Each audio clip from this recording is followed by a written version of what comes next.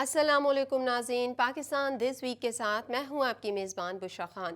جیسا کہ آپ کو معلوم ہے، پاکستان دس ویک میں ہم لیتے ہیں جائزہ سیاسی، کاروباری اور دیگر سرگرمیوں کا۔ اس ہفتے بھی ہم آپ کے لیے لے کر آئے ہیں تازہ اور منفرد رپورٹس۔ وزیر اعظم شہباز شریف کی زیر صدارت خصوصی سرمایہ کاری سہولت کونسل کی ایپیکس کمیٹی کا اجلاس ہوا۔ اجلاس میں ایس آئی ایف سی سے متعلق ارکان کو تفصیلی بریفنگ دی گئی۔ وزیر اعظم کا کہنا تھا کہ معاشی چیلنجز سے نمٹنے کے لیے سب کا مل بیٹھنا وقت کی ضرورت ہے۔ مزید تفصیلات اس رپورٹ میں۔ وزیر اعظم شہباز شریف کی زیر صدارت خصوصی سرمایہ کاری سہولت کونسل کی ایپیکس کمیٹی کا اجلاس ہوا۔ وزیر اعظم شہباز شریف نے کہا ہے کہ معاشی چیلنجز سے نمٹنے کے لیے سب کا مل بیٹھنا خوش آئند اور وقت کی ضرورت ہے۔ اجلاس میں سول اور عسکری قیادت نے شرکت کی۔ Army chief general Asim Munir apex committee کے اجلاس میں خصوصی طور پر شریک ہوئے، جبکہ اجلاس میں سابق نگراں وزیر اعظم انوار الحق کاکڑ اور نگراں کابینہ نے بھی شرکت کی۔ چاروں صوبوں کے وزرائے اعلیٰ مریم نواز، سرفراز بگٹی، مراد علی شاہ اور علی امین گنڈا پور سمیت وفاقی وزراء بھی ایپیکس کمیٹی کے اجلاس میں شریک ہوئے۔ اجلاس میں ایس آئی ایف سی سے متعلق ارکان کو تفصیلی بریفنگ دی گئی اور اجلاس کے دوران ملک میں سرمایہ کاری سے متعلق امور کا جائزہ بھی لیا گیا۔ اجلاس کے دوران خطاب کرتے ہوئے وزیر اعظم شہباز شریف نے کہا کہ ایس آئی ایف سی ایک اہم پلیٹ فارم ہے جسے جاری رکھا جائے گا۔ ایس آئی ایف سی کی ایپیکس کمیٹی نے نگراں حکومت میں بھی مؤثر کام کیا، ان کا شکریہ ادا کرتے ہیں۔ شہباز شریف کا کہنا تھا کہ معاشی ترقی اور غیر ملکی سرمایہ کاری کے لیے یہ پلیٹ فارم بہت اہم ہے۔ ملک کو درپیش معاشی چیلنجز سے نمٹنے کے لیے سب کا مل بیٹھنا خوش آئند اور وقت کی ضرورت ہے۔ انہوں نے مزید کہا کہ عسکری قیادت نے اس پلیٹ فارم کی کامیابی اور غیر ملکی سرمایہ کاری کے فروغ میں غیر معمولی کام کیا۔ اجلاس کے دوران سابق نگراں وزراء کی جانب سے اپنے دور میں اٹھائے گئے اقدامات پر بریفنگ بھی دی گئی۔ امریکی کمیٹی اجلاس میں پاکستانی انتخابی قوانین سے متعلق غلط فہمیاں دکھائی دیں۔ ترجمان دفتر خارجہ کا کہنا ہے کہ 18 مارچ کو دہشت گردوں کے ٹھکانوں پر کارروائی کی۔ پاکستان نے یہ کارروائی افغان عوام اور فوج کے خلاف نہیں کی۔ ہفتہ وار پریس بریفنگ کی مزید تفصیلات اس رپورٹ میں۔ دفتر خارجہ کی ترجمان ممتاز زہرا بلوچ کا کہنا ہے کہ امریکی کمیٹی کے اجلاس میں پاکستانی انتخابی قوانین کے حوالے سے متعدد غلط فہمیاں دکھائی دیں۔ ہفتہ وار بریفنگ میں دفتر خارجہ کی ترجمان ممتاز زہرا بلوچ نے کہا کہ پاکستان نے 18 مارچ کو افغانستان میں دہشت گردوں کے ٹھکانوں پر انٹیلیجنس معلومات کی بنیاد پر کارروائی کی۔ پاکستان نے یہ کارروائی افغان عوام اور فوج کے خلاف نہیں کی۔ 16 مارچ کے دہشت گرد حملے کے بعد پاکستان اور افغانستان کے درمیان رابطہ ہوا تھا۔ اس حوالے سے افغان حکام کو احتجاجی مراسلہ دیا گیا تھا۔ وزیر خارجہ نے افغان عبوری حکومت کے ہم منصب سے فون پر تشویش کا اظہار کیا تھا۔ 18 مارچ کے آپریشن کی آپریشنل تفصیل میں نہیں جاؤں گی۔ انہوں نے بتایا کہ پاکستان کا شکیل آفریدی کے معاملے پر موقف پرانا ہے۔ شکیل آفریدی کو پاکستانی عدالت نے سزا دی ہے۔ قیدیوں کے کسی بھی باہمی تبادلے کے معاملے پر میڈیا پر گفتگو نہیں کی جاتی۔ ان کا کہنا ہے کہ بھارتی وزیر داخلہ کے ریمارکس غیر ضروری اور حقائق کے منافی ہیں۔ جموں کشمیر ایک عالمی سطح پر متنازع علاقہ ہے۔ بھارت مقبوضہ کشمیر کی 14 سیاسی جماعتوں پر پابندی عائد کر چکا ہے۔ مقبوضہ کشمیر میں آزادی اظہار رائے پر پابندی کی مذمت کرتے ہیں۔ کشمیری سیاسی جماعتوں پر پابندی قابل مذمت ہے۔ ممتاز زہرا بلوچ نے کہا ہے کہ پاک ایران گیس پائپ لائن پر فیصلہ حکومت پاکستان کا اپنا فیصلہ ہوگا۔ یہ گیس پائپ لائن پاکستان اپنے علاقے میں تعمیر کر رہا ہے۔ اس وقت پہلا نکتہ گیس پائپ لائن کی تعمیر ہے۔ ہم اس تعمیر کے لیے پرعزم ہیں۔ ترجمان دفتر خارجہ نے کہا ہے کہ وزیر خارجہ اسحاق ڈار اپنے پہلے غیر ملکی دورے پر انرجی سمٹ میں شرکت کے لیے گئے ہیں۔ وہ نیوکلیئر توانائی کے شعبے میں باہمی تعاون کی ضرورت پر زور دیں گے۔ ترجمان دفتر خارجہ کا کہنا ہے کہ پاکستان نے متعدد مواقع پر دہشت گردوں کے ٹھکانوں کے بارے میں افغانستان کو تفصیلات دیں۔ دہشت گرد تنظیم ٹی ٹی پی کے ٹھکانے افغانستان میں ہیں، اس کی تصدیق ہماری ہی نہیں بلکہ عالمی سطح کی رپورٹس میں بھی کی گئی۔ پاک افغان سرحد مستحکم اور پرامن ہے۔ پاکستان نے متعدد بار افغانستان کو دہشت گردی کے تدارک کی مشترکہ حکمت عملی اور مسئلے کے حل کے لیے کہا ہے۔ افغانستان کی خود مختاری کا احترام کرتے ہیں۔ دفتر خارجہ کی ترجمان ممتاز زہرا بلوچ کا کہنا ہے کہ گزشتہ روز گوادر میں دہشت گرد حملے کو سیکورٹی فورسز نے ناکام بنایا۔ پاکستان یقین رکھتا ہے کہ بی ایل اے اور ایسے دیگر گروہ خطے کے لیے خطرہ ہیں۔ ترجمان دفتر خارجہ کا کہنا ہے کہ پاکستان غزہ میں اسپتالوں پر حملے کی شدید مذمت کرتا ہے۔ معصوم بچوں کو نشانہ بنانا بربریت سے کم نہیں ہے۔ بے گناہ افراد اور شہری آبادی کو نشانہ بنانا جنگی جرائم کے زمرے میں آتا ہے۔ سائفر معاملے پر ڈونلڈ لو سچا ہے تو عمران خان پر مقدمہ جھوٹا ہے۔ بابر ایوان کا کہنا ہے کہ کل ڈونلڈ لو نے تسلیم کیا، ہم نے سازش نہیں کی اور سائفر جھوٹا ہے۔ عمران خان کا موقف درست ثابت ہو گیا۔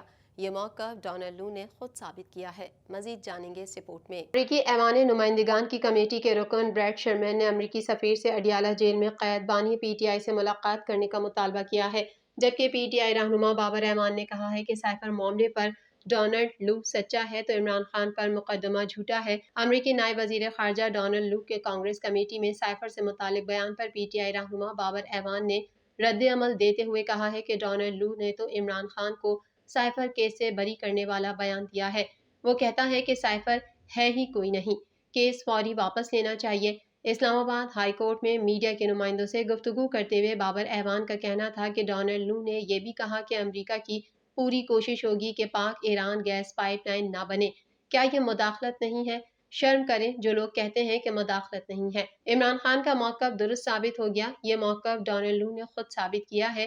انہوں نے کہا کہ اگر ڈونلڈ لو سچا ہے کہ سائفر ہے ہی نہیں تو پھر یہ مقدمہ جھوٹا ہے۔ شہباز شریف اور ان کے مینڈیٹ چور حکومت تو سیلیوٹ مار گورنمنٹ ہے، یہ سب سے پہلے ڈونلڈ لو کو سیلیوٹ مارتے ہیں۔ سینئر قانون دان بابر اعوان نے کہا ہے کہ ڈونلڈ لو کا بیان بانی پی ٹی آئی کو بری کرنے کا بیان ہے۔ کل ڈونلڈ لو نے تسلیم کیا ہم نے سازش نہیں کی اور سائفر جھوٹا ہے۔ بابر اعوان نے کہا کہ موجودہ حکومت چوری کے مینڈیٹ سے بنائی گئی ہے، یہ سیلیوٹ مار حکومت ہے، یہ پہلے سیلیوٹ مارتے ہیں ڈونلڈ لو کو۔ پاک ایران پر گیس پائپ لائن پر امریکی دباؤ کیا مداخلت نہیں؟ واضح رہے کہ گزشتہ روز جنوبی ایشیا کے assistant secretary of state Donald Lu نے پاکستان میں امریکہ کی جانب سے انتخابی عمل میں مداخلت کے الزامات پر تشویش کا اظہار کیا۔ ڈونلڈ لو نے کہا کہ بانی پی ٹی آئی کا سائفر والا معاملہ بالکل غلط اور جھوٹ تھا، بانی پی ٹی آئی کو ہٹانے میں ان کا کوئی کردار نہیں تھا۔ اس الزام کی سختی سے تردید کرتا ہوں۔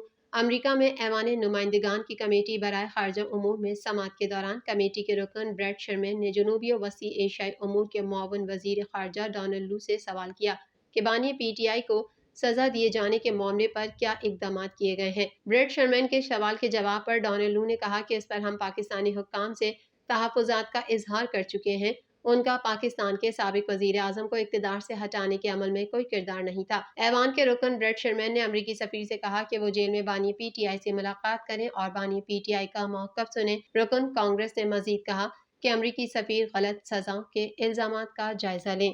وزیر دفاع خواجہ آصف نے کہا ہے کہ افغانستان کی بھارت کے ساتھ تجارتی راہداری روک سکتے ہیں۔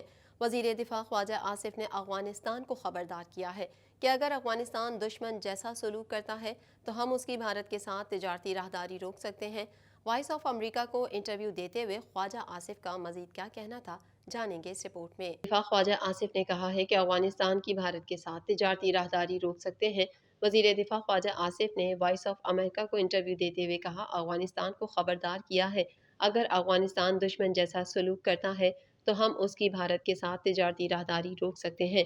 انہوں نے کہا کہ افغانستان اپنی سرزمین پر پاکستان مخالف دہشت گردوں کو روکنے میں ناکام رہا، لہٰذا افغانستان کو بھارت کے ساتھ تجارت کے لیے فراہم راہداری بند کر سکتے ہیں۔ وزیر دفاع کا کہنا تھا کہ یہ پیغام دینے کی ضرورت ہے کہ سرحد پار سے دہشت گردی بہت بڑھ چکی، ٹی ٹی پی نے احسان کیا اور آپ شکر گزار ہیں تو ان کو روکیے۔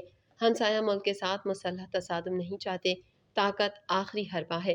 افغانستان دشمن جیسا سلوک کرتا ہے تو ہم تجارتی راہداری کیوں فراہم کریں؟ جاتی سردی ایک بار پھر لوٹ آئی۔ صوبائی دارالحکومت لاہور، خوشاب، حافظ آباد، جہلم سمیت پنجاب کے مختلف شہروں میں بارش سے موسم خوشگوار ہو گیا۔ پنجاب اور خیبر پختونخوا سمیت آزاد کشمیر کے مختلف علاقوں میں تیز بارش سے ایک بار پھر سردی میں اضافہ ہو گیا۔ موسم کا مزید حال اس رپورٹ میں۔ جاتی سردی ایک بار پھر لوٹ آئی۔ صوبائی دارالحکومت لاہور، خوشاب، حافظ آباد، جہلم سمیت پنجاب کے مختلف شہروں میں بارش سے موسم خوشگوار ہو گیا۔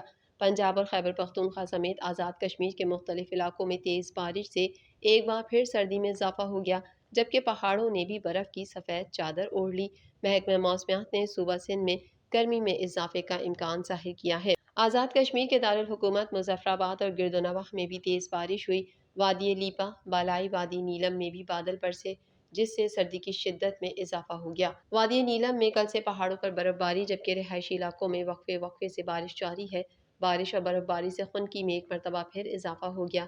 صبح سے وادی میں موسلادھار بارش کا سلسلہ جاری ہے۔ محکمہ موسمیات نے مری، گلیات، راولپنڈی، چکوال، گجرات اور سیالکوٹ میں مزید بارش کی پیش گوئی کی ہے، جبکہ خیبر پختونخوا کے بالائی علاقوں میں بھی بارش اور برف باری متوقع ہے۔ انتظامیہ کی جانب سے سیاحوں سے لینڈ سلائیڈنگ کے پیش نظر سفر نہ کرنے کی ہدایات جاری کی گئی ہیں۔